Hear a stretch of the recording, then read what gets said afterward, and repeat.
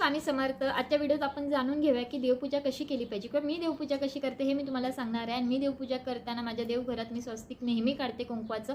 तर ते स्वस्तिक का काढते ते सांगते.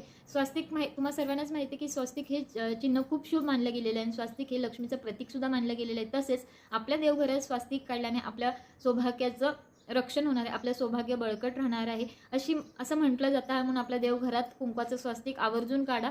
तुम्ही कोणी काढलं नसेल तर ह्यापुढे आवर्जून काढा. मी तर नेहमी काढते, तुम्ही सुद्धा काढत जावा.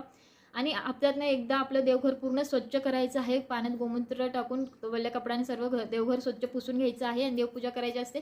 आणि तसंच माझी देवपूजा झाल्यानंतर मी कोणते मंत्रस्तोत्र बोलते किंवा ते मंत्रस्तोत्र बोलल्याने माझ्या आयुष्यात काय फरक पडतो, आपण गायत्री मंत्र का बोलला पाहिजे किंवा महामृत्यूंचे मंत्र का बोलला पाहिजे. गायत्री मंत्र बोलल्याने आपण देवाचं स्मरण करतो, आपण देवाशी जास्त आपला आणि आपल्या देवाशी जास्त संबंध दृढ होतात, आपले सकारात्मक ऊर्जा वाढते. तसेच महामृत्यूंचे मंत्र म्हटल्यामुळे अकाळी मृत्यू येत नाही. आजारपण असेल, दुःख असेल तर त्यातनं आपण तारलो जातो, बाहेर पडलो जातो. तर अशा कोणते मंत्रस्तोत्र मी देवपूजा झाल्यानंतर रोज म्हणते, त्यासाठी मी एक व्हिडिओ केला आहे.